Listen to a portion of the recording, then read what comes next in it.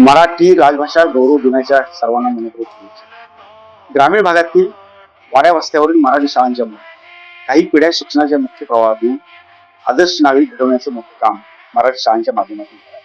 पण अलीकडच्या काळामध्ये इंग्रजी माध्यमाच्या शाळांच्याकडे जाण्याचा कल पाहता मराठी माध्यमाच्या शाळां वाचवण्याची गरज निर्माण होत असते. वास्तविक मराठी शाळा आपली संस्कृती आणि भाषेचा समृद्ध वारसा आहे. खरं तर दिखावा, प्रतिष्ठा आणि सामाजिक दबाव यामुळे इंग्रजी माध्यमाच्या शाळांच्याकडे जाण्याचं प्रमाण वाढत असते.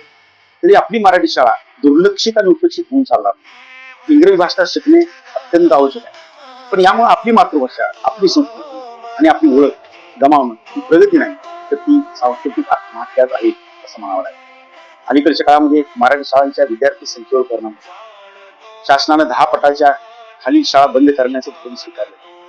15 मार्च 2024च्या शासन निर्णयानंतर कमी पटाच्या शाळा किंवा अनेक शिक्षक अतिरिक्त करणारा जाचक निर्णय या निमित्ताने केला.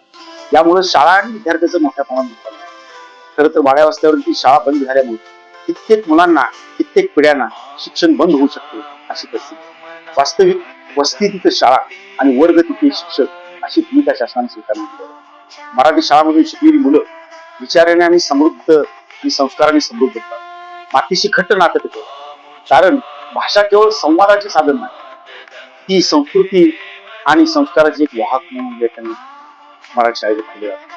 आणि त्यामुळं ही संस्कृती गेली तर आपली ओळखच ओळख नाही अशी परिस्थिती. मराठी शाळा टिकल्या पाहिजेत, वाढल्या पाहिजेत. हे केवळ भावनिक नाही, तर राष्ट्रीय आणि सांस्कृतिक कर्तव्य म्हणून सर्वांनी जबाबदारी पार पाडावी. शासन, समाज, शिक्षक, पालक या सर्वांनी मिळून मराठी शाळांच्या बद्दल, मराठी शाळा टिकण्याबद्दल सकारात्मकता दाखवायला हवी.